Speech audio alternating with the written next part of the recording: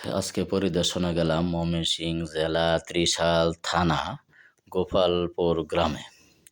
তো এখানে আসলে ওই যে আমরা যে ধান রোপণ করি, তে যে এই ধানটা কিভাবে উৎপাদন করে এরা, 1 কেজি ধান এরা বিক্রি করে 400-500 টাকা। দেখা গেছে অল্প ধান দিয়ে অনেক জমিন রোপণ করা যায়। দেখা গেছে আগের যুগে আমরা যখন এই ধান এটা দিয়া জমি রোপণ করতাম, মানে অনেক ধান দিয়া অল্প জমি রোপণ করা সম্ভব হইতো।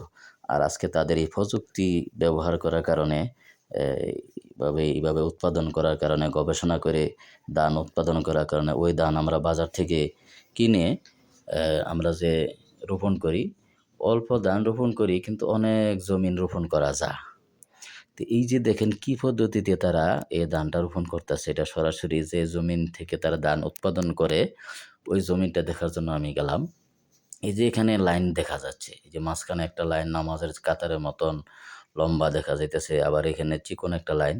আসলে এটা ক্যামেরাতে কীরকম বোঝা যাইতেছে আপনারা জানেন, কিন্তু আমি স্বচক্ষে যখন দেখছি যে মাঝখানে যে একটু বেশি লম্বা ফাঁকা চড়া বেশি যে লাইনটা দেখা যাচ্ছে, এটা একেবারে নিচু ধান। আর যেটা চিকন লাইন এটা উঁচু ধান।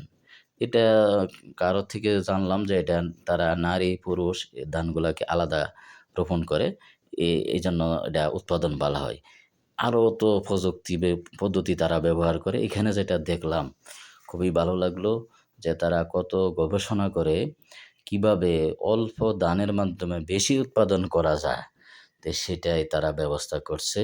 তা আসলে এইভাবে প্রত্যেকটা সেক্টরে গবেষণা করে এইভাবে আমাদের ফসলগুলা উৎপাদন করতেছে। একসময় বেগুন হয়তো ছোট, এখন কত বড় বেগুন হয়। একসময় পেয়ারা হয়তো ছোট, এখন কত বড় পেয়ারা হয়। আর এখন একটু স্পষ্ট বোঝা যায় মাঝখানে একটা লাইন, একটু এই যে দেখা যায় লম্বা একটা ড্রেনের মতন লাইন, এটা উঁচু ধান। আর যেটা একটু ফাঁস বড়, এটা আবার নিচু ধান।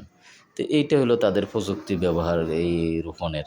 এই প্রযুক্তি দিয়ে তারা উৎপাদন করতেছে, অনেক ধান হয়। সকলকে ধন্যবাদ দেখার জন্য ভিডিও।